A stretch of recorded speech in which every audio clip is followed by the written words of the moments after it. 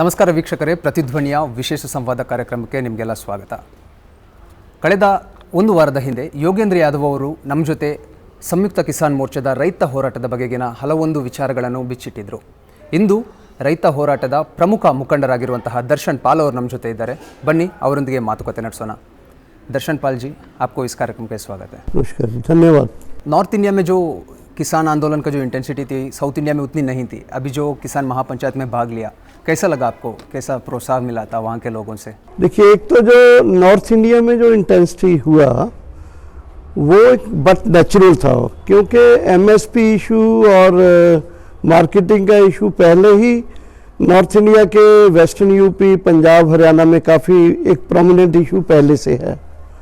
इसलिए जब ये 3 कानून गवर्नमेंट लेके आई और एमएसपी का इशू पहले से चल रहा था, हमने किसानों को पिछले 3-4 साल से एमएसपी और कर्ज मुक्ति के लिए एक मूवमेंट बनाया हुआ था. ये मंदसौर जब शहादत हुई किसानों की, तो इसलिए वो बट नेचुरल था कि एक मूवमेंट पहले वहाँ से होनी थी. और दिल्ली पास है, और दिल्ली क्योंकि पॉलिटिकल कैपिटल है, दिल्ली में आके जैसे ही किसान बैठे तो वो एक काफ़ी पॉपुलर हो गया ये बात. एक दूसरा, साउदर्न इंडिया के लिए मुश्किल है दिल्ली जाना.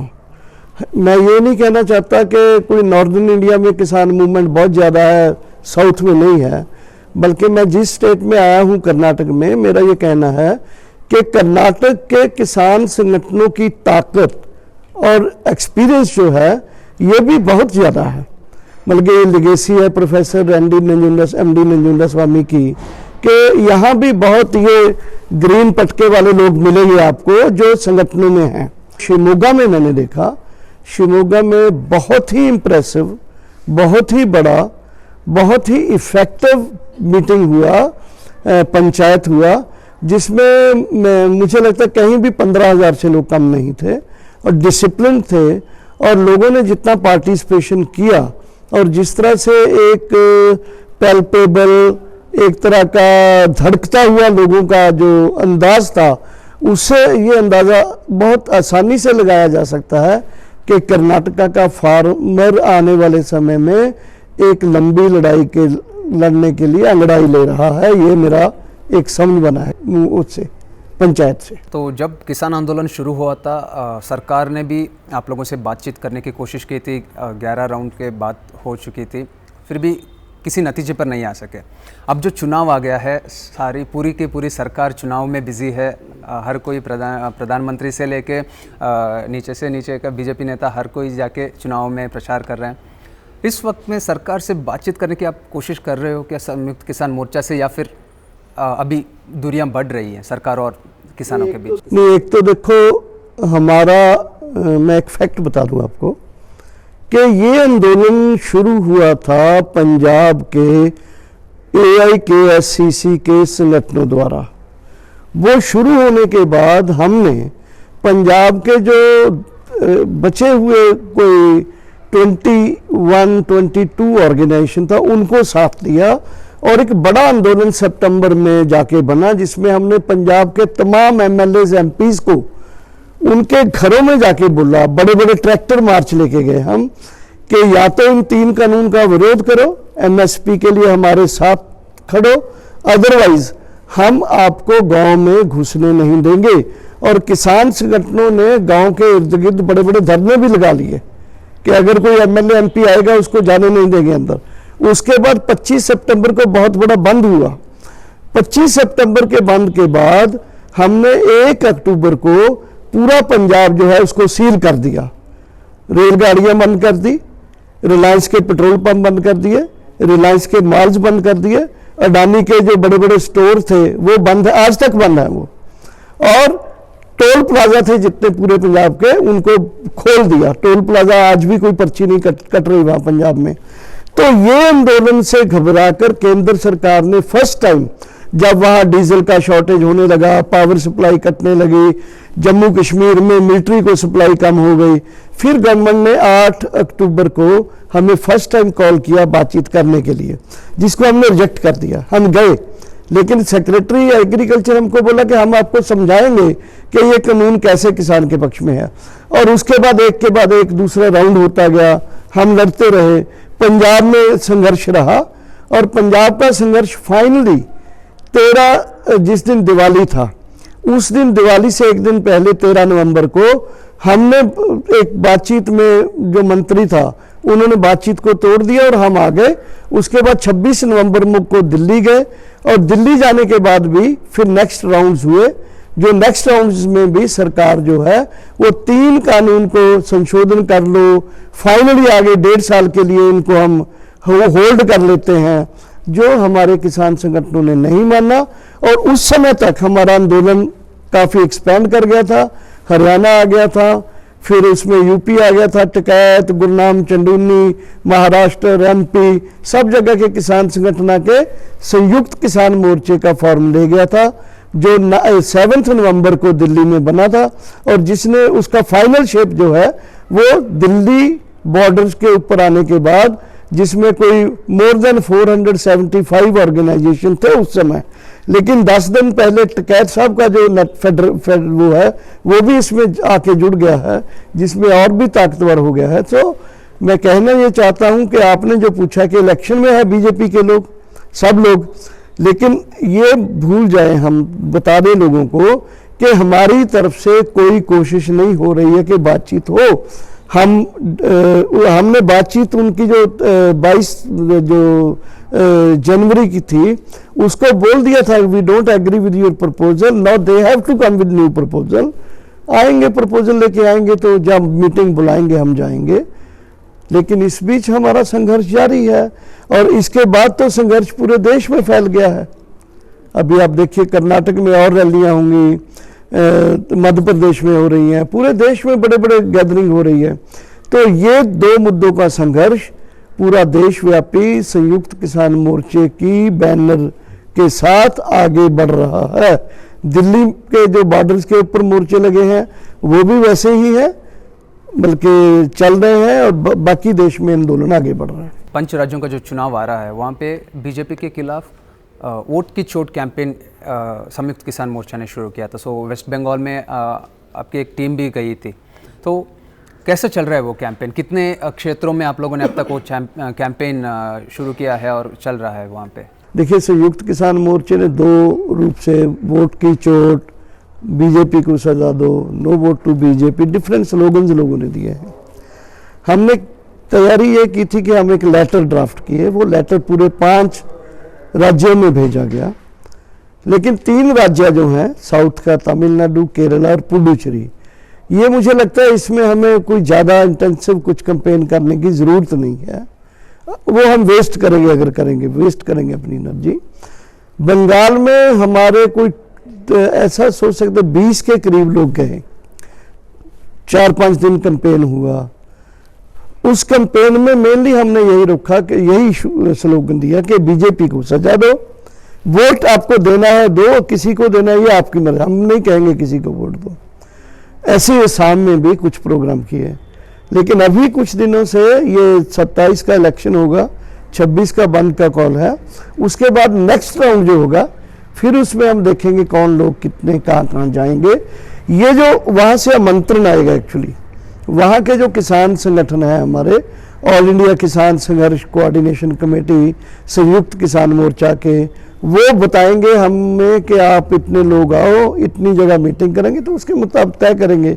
अभी फर्स्ट राउंड हो गया है। तो आपको क्या लगता है इससे बीजेपी को कितना नुकसान होगा? देखिए, ये 2 तारीख को पता चलेगा, इसका अंदाजा दूर बैठे लगाना मुश्किल है। हम अपनी तरफ से ईमानदारी से बीजेपी को एक चोट लगे, क्योंकि मैं आपको यहाँ ये भी बता दूं कि जिस दिन ये 3 कानून आए थे उस दिन हमने, मैं बताया ना, AIKSCC से संघर्ष शुरू हुआ था, हमने ऑल इंडिया वर्किंग ग्रुप में ये तय कर लिया था कि पूरे देश में बीजेपी के MLA MP मिनिस्टर्स के घर जाके प्रोटेस्ट करो। कहीं ज़्यादा हुए, कहीं कम हुए, पंजाब में ज़्यादा हुए, हरियाणा में अभी हो रहे हैं, बहुत ज़्यादा हो रहे हैं। हरियाणा में तो एक भी मीटिंग नहीं करने दिया जा रहा बीजेपी के MLA MP को।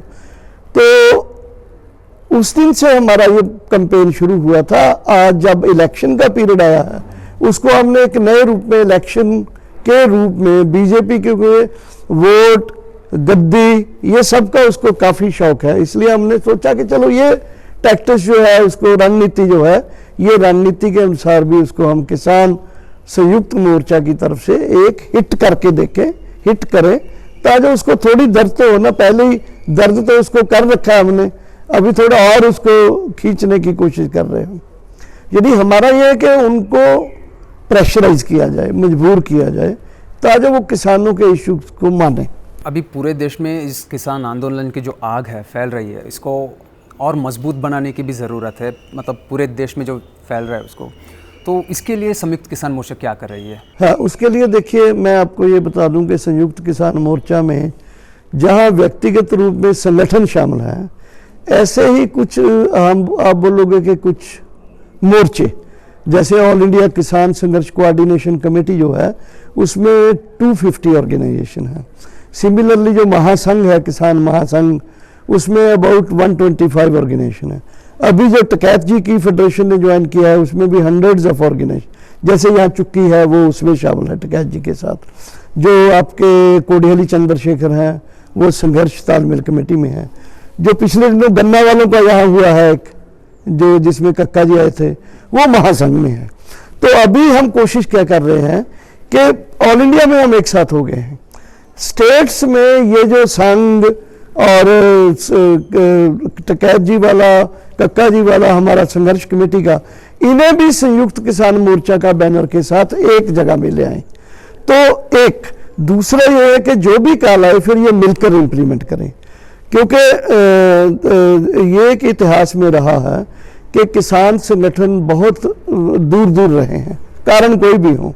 आप जानते हैं कर्नाटक में तो आपको कारण पता है, लेकिन संयुक्त किसान मोर्चा एक रोल प्ले कर रहा है कि उन संगठनों को पास लाने का।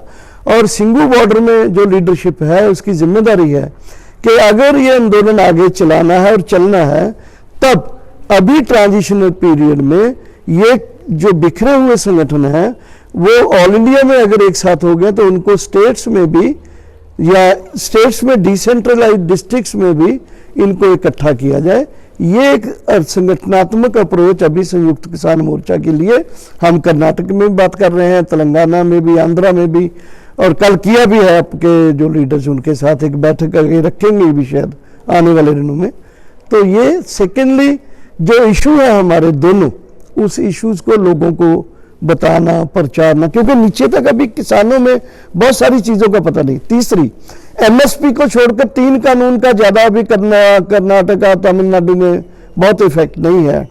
अगर एमएसपी मिलेगा सबको, मार्केट चाहिए एमएसपी के लिए, उसके साथ ये 3 कानून रद्द होने चाहिए, तब किसानों में जाके एक कॉन्शियसनेस लड़ाई की बनती है, जो अभी नीचे आभास कम है अभी। तो उसके लिए भी हम कोशिश कर रहे हैं। एक बात ये सुनाई दे रही है कि जो किसान मोर्चा से महापंचायत चल रहे हैं वहाँ पे सिर्फ ये जो फार्म लॉज है, कानून है, और एमएसपी है, सिर्फ उसके बारे में बात किया जा रहा है। वहाँ के जो लोकल फार्मर्स हैं उनके जो वहाँ के जो प्रॉब्लम्स हैं ना, उनको हाईलाइट नहीं किया जा रहा। जैसे कि प्राइस हाइक हो, वो सबको, फार्मर्स से लेके सबको प्रॉब्लम है उसका, और जो फार्मर्स के बच्चे हैं उनको अनएम्प्लॉयमेंट है, वो सब प्रॉब्लम्स को आप एड्रेस क्यों नहीं करते महापंचायत में? नहीं, आपको याद होगा अभी हमने शायद 15 को ऑल इंडिया हमने कॉल दिया, जिसमें महंगाई, डीजल, पेट्रोल और रसोई गैस के बढ़ते दाम के खिलाफ पूरे देश से हमने एक डिमांड चार्टर भेजा था, जो हमने ये अपने प्रधानमंत्री को एड्रेस करते हुए through SDM, deputy commissioner. Number 1। Number 2, ये बात सही है आपकी कि कुछ और इश्यूज भी हैं, लेकिन हम अगर उन इश्यूज को डिमांड चार्टर का हिस्सा बनाएंगे तब शायद कुछ लोग हंसेंगे इसके ऊपर कि ये तो अभी आगे से आगे चीज़ों को बढ़ा रहे हैं। जैसे लेबर 4 कोड लेबर के हैं, हमें ट्रेड यूनियन जो है सपोर्ट करते हैं, वो कभी कभी कहते हैं कि 4 लेबर कोड और किसान के 3 कानून लेके एक संघर्ष किया जाए। वो एक एक्शन किया जा सकता है, लेकिन कंटिन्यूस करने के लिए अभी कुछ बाधाएं हैं। उसको कैसे आगे बाधाओं को दूर किया जाए, ये लीडरशिप इस पर सोचेगी। नंबर 1। नंबर 2, द इश्यूज, जो issues south Indian state, Tamil Nadu या कर्नाटक के लिए स्पेसिफिक है कोई, एक तो जैसे आपने बोला अनएम्प्लॉयमेंट, महंगाई, ये तो जनरल पूरे देश के इशू है। इसके लिए एसकेएम बीच बीच कॉल दे सकता है, लेकिन फिर भी कर्नाटक के किसानों का कुछ पर्टिकुलर इशू हो सकता है। जैसे अभी लैंड एक्विजिशन वाला, लैंड एक्विजिशन के साथ लैंड होल्डिंग वाला आया है, तो वो हम चाहेंगे, हालांकि ये नहीं मैं इंडिविजुअली बोल रहा हूँ इसके, कि कोई भी स्टेट के किसान संगठनों को अगर उनका लोकल मुद्दा है उसको लेकर भी दे हैव द राइट कि वो उसके लेकर एक अपना देश पैमाने के मुद्दों के साथ उसको भी आवाज उठाएं। अगर चीफ मिनिस्टर को मिलने का जरूरत है मिले, independent of SKM all India काल, अगर उनको लोकल लेवल में कुछ करना, क्योंकि मैं कहना चाहता हूं कि अभी ये कितनी देर चलेगा देश का संघर्ष, इसको बोलना मुश्किल है ना। इस बीच अगर कोई कर्नाटका के किसानों को इम्पेंडिंग मुद्दा है और कर्नाटक के किसान चाहते हैं कि हमारे संगठन इसके ऊपर लड़े बोले, तो उनको पास ये राइट होना चाहिए कि वो इशू के ऊपर लड़े। उनकी वहां से बनी हुई स्ट्रेंथ ही एक्चुअली फिर एसकेएम की स्ट्रेंथ बनेगी। अगर हम वो अलाउ नहीं करेंगे तो वीक होंगे, फिर स्ट्रेंथ नहीं बनेगी। अभी वेस्ट बंगाल में जो चुनाव प्रचार के वक्त पे प्रधानी मोदी जी ने कहा था कि अगर किसानों का देश में कोई अच्छा हाल है उसको कोई अच्छा बना सकता है तो वो सिर्फ बीजेपी है, और कोई किसानों के लिए कुछ अच्छा प्रोग्रेसिव प्लान्स बना सकता है वो सिर्फ बीजेपी है। तो इसके लिए आपके आंसर क्या है? देखिए, मैं आपको एक बात बता दूं, ये 3 कानून जब से बने हैं, 3 कानून का जहां इम्प्लीमेंटेशन हुआ है मध्य प्रदेश से, वहां मंडियों में अनाज कम हुआ है, मंडियों में लोगों को रेट नहीं मिल रहा है।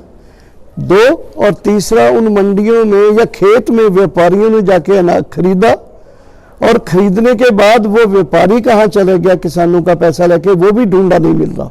मोदी जी अगर अच्छा कर सकते हैं तो क्यों नहीं मिनिमम सपोर्ट प्राइस दे देते किसानों को, जो C2+50% देने में हिचकिचाहट क्या है। नंबर 3, वो बहुत कुछ बोलते हैं वन नेशन। अगर वो वन नेशन की थ्योरी बोलते हैं, जिसको मैं तो नहीं मानता हूं, तो वन नेशन वन मंडी की थ्योरी जो है उसको डबल मंडी क्यों बनाने जा रहे हैं। वन नेशन, एक स्टेट में पैडी मिल रही है 1900 रुपया, दूसरी पैडी में 1000 क्यों मिल रही है। वन नेशन वन प्राइस क्यों नहीं मिल रहा फसलों का। तो ये जो बोलना बहुत आसान है, इलेक्शन में जाके ग्राउंड में देखो, अगर वो किसान का सहूलत करते होते तो अभी भी सुइसाइड रुक जाते, अभी भी किसानों के आंदोलन खत्म हो जाते। किसान संगठन या उनके नेता कोई मूर्ख थोड़ी है जो उनको शौक है कि इतनी ठंड में बैठने का। 1 डिग्री टेम्परेचर, बारिश हो रही थी, उसमें लोग मरे हैं, निमोनिया से मरे हैं। तो ये जो एक प्रकोप सहने के लिए मोदी जी मजबूर कर रहे हैं किसानों को, इससे ज्यादा और जालिम आदमी कौन हो सकता है। क्या पहले चल नहीं रहा था देश 3 कानूनों के बगैर? क्या पूरी मंडी, पूरी खेती, पूरी जो खेती का बिजनेस है वो कारपोरेट अडानी अंबानी को देने का ही शौक है ना उनको। किसानों का इसमें क्या भला करना है उन्होंने? तीनों कानून एक साथ क्यों लाए हैं? कारपोरेट खेती, कारपोरेट मार्केटिंग, कारपोरेट का कंट्रोल करवाने के लिए 3 कानून लाए हैं। नहीं तो फिर अडानी को इतने बड़े बड़े गोडाउन पहले ही बनाने शुरू कर दिए उसने। 3 कानून तो उनकी मर्जी से आए हैं, पहले ही शुरू करवा दिए उन्होंने। सो मेरा कहना यह है कि बीजेपी गवर्नमेंट जो है, बीजेपी गवर्नमेंट के अंदर असल में किसानों के बारे में सोचने वाले, समझने वाले लोग ही बहुत कम हैं। कौन है? खरीदने वाले हैं अडानी अंबानी, 2 गुजराती, बेचने वाले हैं अमित शाह और मोदी जी। बल्कि ये देश को बेचने के लिए लगा दिया है, अब पूरी चीजों को प्राइवेटाइज कर रहे हैं, पब्लिक सेक्टर से निकाल के बड़े बड़े घरानों को बेच रहे हैं। तो इसमें क्या देश का विकास हो रहा है? ऐसा ही किसानों का विकास वो सोचते होंगे। जो किसानों को कॉर्पोरेट के सामने, जैसे शेर के सब भूखे शेर के सामने किसी को डाल दो, that is the approach of Modi government now. किसान, आप यूरोप में देख लीजिए, किसानों को रोजगार मेनली खेती से मिल रहा है। जिस दिन ठेका खेती, कॉन्ट्रैक्ट एग्रीकल्चर और कॉर्पोरेट एग्रीकल्चर हो जाएगा, किसान बेरोजगारी, पहले खेती में घाटे की तरह उससे खुदकशी कर रहे थे और फिर वो बेरोजगारी, गरीबी, जहालत, उससे खुदकशियां और बढ़ेंगी। या वो लड़ेंगे या खुदकशियां करेंगे। और मुझे लगता है कि ये लड़ाई हमने किसानों को उस संकट से बचाने के लिए की है। और मैं ये भी कहना चाहता हूं कि बीजेपी की मोदी गवर्नमेंट को ये किसान आंदोलन मजबूर करेगा और वो नैरेटिव किसान आंदोलन बनाएगा जो पिछले 47 से किसी आंदोलन ने नहीं बनाया। और खास करके मोदी जी के 6.5 साल में कोई संघर्ष जो भी उठे उनको दबा के उन्होंने उसकी जो इश्यूज हैं उसको एड्रेस करने की कोशिश नहीं की। अभी तो फर्स्ट टाइम इन्होंने सोचा कि चलो 3 कानून के बारे में आपकी जो समस्या सुन लेते हैं, इसमें संशोधन कर देते हैं, 1.5 साल के लिए रोक देते हैं। पहले कहा उन्होंने जितनी पॉलिसी बनाई है उसके बारे में कुछ सोचा है। सो मैं जानता हूं कि ये किसानों का आंदोलन अभी मोदी सरकार के लिए एक चैलेंज है, चैलेंज रहेगा, और आशा करता हूं कि पूरे देश के किसान साउथ नॉर्थ के और जन जो है उनके साथ मिलके एक नई दिशा आंदोलनों की आगे बढ़ेगी। आपसे एक आखिरी सवाल है, जैसे पिछली बार CAA NRC के खिलाफ जब प्रोटेस्ट शुरू हुए थे तो उसके बाद कोविड का जो लॉकडाउन हो गया तो सब प्रोटेस्ट बंद हो गए, उसके बाद वो प्रोटेस्ट चला ही नहीं। अब फिर से कोविड का सेकेंड वेव आने की ऐसे खबरें आ रही हैं, कोविड केसेस बढ़ रहे हैं, तो क्या अगर फिर से एक बार लॉकडाउन हो जाता है या फिर कोविड केसेस बढ़ते हैं, उस वक्त संयुक्त किसान मोर्चा क्या निर्धार लेके, आप लोगों का डिसीजन क्या होगा? देखिए, मैं एक डॉक्टर भी हूँ, मैं कोरोना को ऐसे नहीं लेता जैसे कुछ लोग लेते हैं कि है नहीं है, क्योंकि बहुत सारे लोग मैं कोरोना से मरते हुए देखे हैं। दूसरी बात यह है कि सचमुच में कोरोना में लोग मरेंगे, लेकिन किसान आंदोलन में जहाँ तक हम चले गए हैं उसे मुझे लगता है कि मुझे लगता है ये, हालांकि वो डिस्कशन में पूरे मोर्चे की लीडरशिप में डिस्कशन होगा, उसे मैं नहीं सोचता कि हमें इस आंदोलन को कोरोना के उससे हम छोड़ देंगे। हम ये कहेंगे कि हम तो 300 लोग शहीद हो चुके हैं इस आंदोलन में, तो अगर धरने में बैठे और 100 लोग शहीद होंगे तो हमें मंजूर है ये बात भी, क्योंकि हमारे 3 कानून भी तो हमारे डेथ के वारंट है, हम बोलते उनसे भी मौत होगी हमारी। और गरीबी से, MSP नहीं मिलने से और इंडेप्टनेस से लाखों किसान जो हैं, 4-5 लाख तो लोग बोलते हैं, इनका रिकॉर्ड ही बोलते हैं 4 लाख, तो 4 लाख किसान ऑलरेडी खुदकुशी कर चुके हैं। तो खुदकुशी, धरने में बैठ के मरना, जब किसानों के डेथ के वारंट है ये 3 कानून, तीनों फैक्टर को मिला के अगर हम लड़ने में कुर्बानी करेंगे तो मुझे लगता है उसके लिए हमें ऑप्ट करना चाहिए, ना कि संघर्ष को छोड़ना चाहिए कोरोना के बहाने। अगर सरकार करेगी तो सरकार तो ऑलरेडी किसी न किसी बहाने से ऑलरेडी हमारे ऊपर केस कुछ बना चुकी है, वो कोरोना वाले भी बना देगी, फिर देखा जाएगा। ಥ್ಯಾಂಕ್ ಯು ಸೋ ಮಚ್, आपने इतना देर हमारे साथ ಸ್ಪೆಂಡ್ किया। ವೀಕ್ಷಕರೇ, ಇದು ದರ್ಶನ್ ಪಾಲ್ ಅವರ ಮಾತುಗಳು। ಮುಂದಿನ ಕಾರ್ಯಕ್ರಮದಲ್ಲಿ ಮತ್ತೋರ್ವ ಅತಿಥಿಯೊಂದಿಗೆ ನಿಮ್ಮನ್ನು ಮತ್ತೆ ಭೇಟಿಯಾಗ್ತೇವೆ। ಅಲ್ಲಿವರೆಗೂ ನಮಸ್ಕಾರ। ಹೆಚ್ಚಿನ ವಿಡಿಯೋಗಳಿಗೆ ಪ್ರತಿಧ್ವನಿ ಯೂಟ್ಯೂಬ್ ಚಾನೆಲ್ ಸಬ್ಸ್ಕ್ರೈಬ್ ಮಾಡಿ, ಬೆಲ್ ಐಕಾನ್ ಕ್ಲಿಕ್ ಮಾಡಿ।